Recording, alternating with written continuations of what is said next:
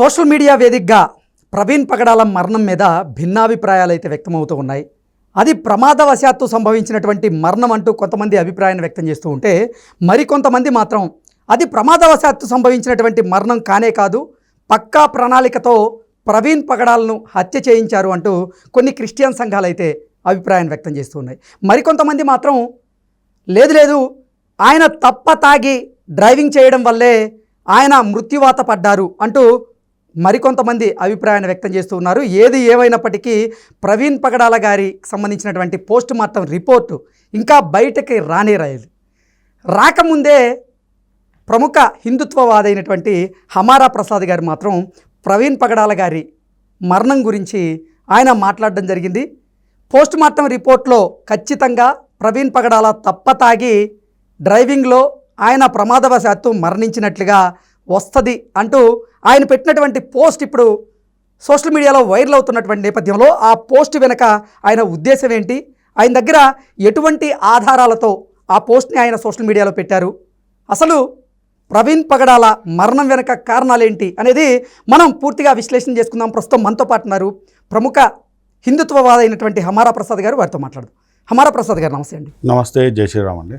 హమారా ప్రసాద్ గారు, ప్రవీణ్ పగడాల మరణానికి కారణం ఆయన తప్ప తాగి బండి నడుపుతూ ప్రమాదవశాత్తు మరణించడమే అంటూ పోస్ట్ మార్టం రిపోర్ట్లో వస్తుంది అంటూ మీరు సోషల్ మీడియాలో పోస్ట్ పెట్టారు. అసలు ప్రవీణ్ పగడాల మరణం ఎలా సంభవించింది అనేది ఇప్పటివరకు పోస్ట్ మార్టం రిపోర్ట్ అయితే బయటికి రాలేదు. ఎటువంటి ఆధారాలతో మీరు ప్రవీణ్ పగడాల గారిది అంటే డ్రంక్ అండ్ డ్రైవ్ చేయడం వల్ల సంభవించినటువంటి మరణం అని తేల్చి చెప్తున్నారు? ఇప్పుడు ఫస్ట్ పాయింట్ ఏంటంటే మరణం హత్య ఇలాంటి మాటలు వస్తున్నాయి. అసలు హత్య అని చెప్పి పోలీసులు డిక్లేర్ చేశారా? లేదు, చేయలేదు. పోలీసులు సింపుల్గా చెప్పారు అది మామూలు యాక్సిడెంట్ అది చనిపోయారు అని చెప్తున్నారు. అంటే ప్రాథమిక దర్యాప్తులో మాత్రం చెప్తున్నారు యాక్సిడెంట్ అని చెప్తున్నారు. సో తర్వాత ఇప్పుడు మనకు ఏది మెడికల్ రిపోర్ట్ ఒకటి వచ్చేది ఉంది, మనకు పోస్ట్ మార్టం రిపోర్ట్ రావాల్సింది. ఆ రిపోర్ట్ వస్తుంది, వచ్చిన తర్వాత అది ఏం చెప్పాలి కూడా చెప్తుంది. ఇప్పుడు మీరు నాకు అడిగింది ఏంటంటే తప్ప తాగి చనిపోయిందని చెప్పి మీరు ఎట్లా చెప్తున్నారు అని చెప్తున్నారు. ఎలా నిర్ధారణ చేస్తారు? పోస్ట్ మార్టం రిపోర్ట్ రాలేదు కదా. ఇంకా పోస్ట్ మార్టం రిపోర్ట్ రానప్పుడు ఇది మర్డర్ అని చెప్పేసి ఈ క్రైస్తవ పాస్టర్లు ఏ విధంగా డిసైడ్ చేశారు చెప్పండి?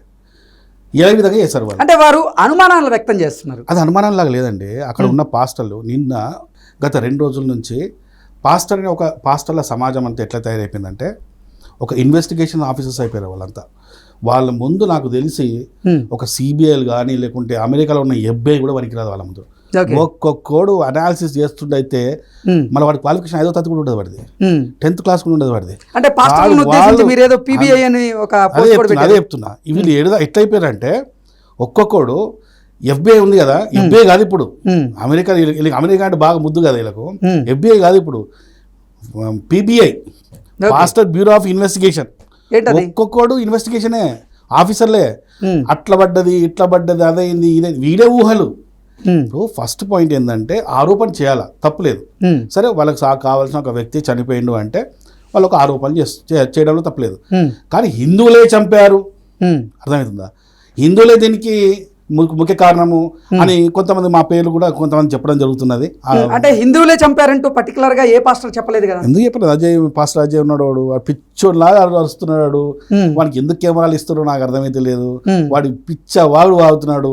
ఆ కారణానికి హిందువులే కారణం అని చెప్తున్నాడు. అజయ్ గారు తప్ప ఇంకెవరు కూడా హిందుత్వవాదులు ఈ మర్డర్ చేశారన్నట్టు ఎవరు చెప్పలేదు. నిన్నంతా ఛానల్స్ మొత్తం అదే మా పేర్లే కదా. నేను చంపింది మేమే అని చెప్పేసి మా ఒక 5-6 మంది పేర్లు చెప్తున్నారు కదా. మొత్తం మా పేర్లే వస్తున్నాయి అక్కడ. అసలు మాకే పనిపాట లేదా మాకు? ఇప్పుడు మీరు చంపం కూడా చూసిండా? అనుమానం ఉంటే చెప్పండి, కానీ మీరెట్లా ఫిక్స్ అవుతారు? కానీ పోలీసు వాళ్ళేమో అది మర్డర్ కాదు అని చెప్తే పోలీసు వాళ్ళకి వెళ్ళి వార్నింగ్ ఇస్తారు. వీళ్ళు ఏడాకి వెళ్ళిపోయారంటే ఈ 2 రోజుల్లో వీళ్ళే ఒక ఆర్డర్ ఇచ్చేస్తారు పోలీసు వాళ్ళకి, మీరు ఈ విధంగానే మాకు రాకపోతే మేము ఒప్పుకోము. అరే నువ్వేంద్ర ఒప్పుకుండేది పిచ్చోడా? నువ్వేంద్ర ఒప్పుకుండేది? అది మర్డర్ అయితే పోలీసులు మర్డర్ అనేస్తారు కదా, అవునా కాదా? పోస్ట్ మార్టం కూడా ఎట్లా జరిగింది? రహస్యంగా జరగలేదు కదా. ప్రభుత్వం ఒక ఆదేశం ఇచ్చింది ఏంటంటే వీడియో మన కెమెరా సర్వేలెన్స్ జరగాలి. అవును. అలాగే 3 టీమ్స్ ఏమో పోస్ట్ మార్టంలో పాల్గొన్నాయి. వీళ్ళందరూ ఆ పోస్ట్ మార్టం రికార్డ్ చేశారు కదా. వాళ్ళు ఇచ్చిన పోస్ట్ మార్టం రిపోర్ట్ తప్పే ఉంటుందా? ఎందుకుంటుంది? అసలు వీళ్ళు ఏదాకా వెళ్ళిపోయారంటే ఆఖరికి ఈ మర్డర్ కారణం పవన్ కళ్యాణ్ కూడా అని చెప్తున్నారు. ఇవాళ ఇక్కడ తెలంగాణలో ఒక ఒక ఒక వీసీకే పార్టీ ఒక కార్యకర్త ఉన్నాడు. అతనైతే డైరెక్ట్ ఈ ఏదో రాజమండ్రిలో జరిగిన ప్రవీణ్ పగడాల హత్యకు కారణం మోడీ అట, నరేంద్ర మోడీ అట. ఏంది అవి పిచ్చిలేసిందా, మీకు ఏమన్నా మెంటల్ ఎక్కిందా? ఏది పడుతుంది మాట్లాడడం ఏంటి? అంటే ఈ మరణం చాలా సున్నితమైనటువంటి అంశం. మీరు రాజకీయ పరమైనటువంటి మత విద్వేషాలు రెచ్చగొట్టేలాగా ఎవరు వ్యాఖ్యలు చేయకండి అంటూ ఆంధ్రప్రదేశ్ ప్రభుత్వం అందరినీ కోరుతున్నప్పటికీ కొంతమంది మాత్రం ఇటువంటి వ్యాఖ్యలు చేయడాన్ని ఎలా చూడాలంటారు? ఇప్పుడు మీ ప్రభుత్వం ఏమన్నది, అనవసరమైన వ్యాఖ్యలు చేయొద్దు అన్నది.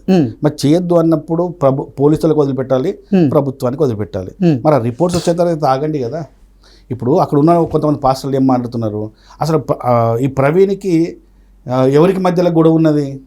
ఈ మధ్య 1 month క్రితం నుంచి మనం చూస్తే ప్రవీణే స్పష్టంగా క్షమాపణ చెప్పిండు. ఎవరికి చెప్పిండు? సమీ అనే ఒక ముస్లిం మత పెద్దకి చెప్పిండు. అతను ఏం చేసిండు అంటే వాళ్ళ ఖురాన్ మీద కానీ వాళ్ళ స్త్రీల మీద ఈ ప్రవీణ్ పగడాల అనే వ్యక్తి క్రైస్తవ పాస్టర్ ఏవైతే ఉన్నారో ఈయన చేసిన కొన్ని వాక్యాలు ఏవైతే ఉన్నాయో దానికే అతనికి హర్ట్ అయ్యి ఆయన ఏం చెప్పాలో స్టేట్మెంట్ ఇచ్చిండు. ఆయన నేను చంపేస్తాను, నరికేస్తాం, అది చేస్తాం, ఇది చేస్తామని చెప్పి ఆయనకు వ్యంగ్యంగా సారీ క్షమాపణలు చెప్పిండు. అసలు గొడవ ఎక్కడ జరిగింది? వాళ్ళిద్దరి మధ్య జరిగింది. ఏదైనా జరిగితే వాళ్ళ మధ్య జరగాలి కానీ అలా మమ్మల్ని ఎందుకు లాగుతున్నారు? మాకేం అవసరం? ఇప్పుడు అసలు ప్రవీణ్ పగడాల గారి మరణానికి మీకు ఏదైనా సంబంధం ఉందా? అందుకే వారు మీ మీద ఏమైనా ఆరోపణలు చేస్తున్నారా? అది ఏంటో సంబంధం చూపించమని చెప్తున్నాం కదా. మేము చెప్పేది అదే కదా. సరే ఇప్పుడు మేము చేసామనుకో, మా వాళ్ళు ఎవరైనా చేశారు, మేమే చేసాం, హిందూ సమాజమే చేసింది అనుకో, పోలీసులు నిర్ణయిస్తారు కదా. ఇప్పుడు మర్డర్ మర్డర్ చేసినా తప్పే అండి. అది హిందూ చేసినా, ముస్లిం చేసినా, క్రిస్టియన్ చేసినా, ఎవరు చేసినా తప్పే. ఇదే ప్రవీణ్ పగడాల చనిపోయిన 5వ తారీఖు చనిపోయిన తర్వాత మాకు సాయంత్రం 6 గంటలకు తెలిసింది. నాకు తెలియగానే నేను ఫస్ట్ ఏం చేశాను తెలుసా? First pastor VP Reddy Vijay Prasad రెడ్డికి ఫోన్ చేశా. అలాగే పీటర్ పుట్ట అనే ఒక పాస్టర్కి ఫోన్ చేసి ఏమైంది, పరిస్థితి ఏంది అని చెప్పేసి మాట్లాడి మేము మానవత్వం చూపించినాం. మేము కాకపోతే బయటకు తెలివేవి వాళ్ళకి ఫోన్ చేసి అడిగితే చెప్తారు. వాళ్ళకి మేము ఫోన్ చేసినాం, అవసరమైతే ఫోన్ కూడా మేము కాల్. విజయప్రసాద్ రెడ్డి గారు అలాగే పీటర్ పాస్టర్ వాళ్ళు ఏమన్నారు, ఏం సమాధానం? వాళ్ళు ఏం చెప్పారంటే, అవునన్నా జరిగింది ఇట్లా, మరి మర్డర్ అని చెప్పి మేము అనుమానిస్తున్నాం అని చెప్తే, మరి మీ అందరికి ఇది మర్డర్ అంటే ఎవరికి చేసినా తప్పే అది. సో మేము కూడా ఖచ్చితంగా మీకు సపోర్ట్ చేస్తాము. తప్పు ఎవరు చేసినా తప్పే. అవసరమైతే రేపు అంటే నెక్స్ట్ 26వ తారీఖు రాజమండ్రికి ఆ పోస్ట్ మార్టం దగ్గర మమ్మల్ని రమ్మంటే చెప్పండి, మేము కూడా వస్తాము అని కూడా మాట్లాడినాం. మేము మాట్లాడిన తర్వాత వాళ్ళు మాకు అప్డేట్ ఏమి ఇవ్వలేదు. మీరు వస్తే మళ్ళీ ఇక్కడ ఏమైనా ప్రాబ్లం అయితే ఏమన్నా రాకండి అని అన్నట్టు వాళ్ళు కూడా సైలెంట్ అయిపోయారు. మేము కూడా సైలెంట్ అయిపోయాం. ఇక 26వ తారీఖు ఉదయం నుంచి సినిమా స్టార్ట్ అయింది. ఇక 27వ తారీఖు నిన్నటి వరకు ఎక్కడ చూసినా హిందువులు మతోన్మాదులు మేమే. మరి ఏంద్రా నాయన మీరు మాట్లాడేది? పోలీసులు నిర్ణయిస్తారు కదా. అది మొక్కలు ఎవరైనా తప్పు చేస్తే ఎవరు తప్పు. ఇప్పుడు నేనేమంటా అంటే, అసలు ప్రవీణ్కు మర్డర్ కేసుకు మర్డర్ అయితే దానికి ముఖ్య కారణం క్రిస్టియన్లే అని చెప్తా. ఎలా అంటే నేను చెప్తాను. ఆ రాత్రిపూట బండి తీసుకొని వస్తున్న విషయం ఎవరికి తెలుసు? ఆ ప్రవీణ్ అనుచరులకు తెలుసు.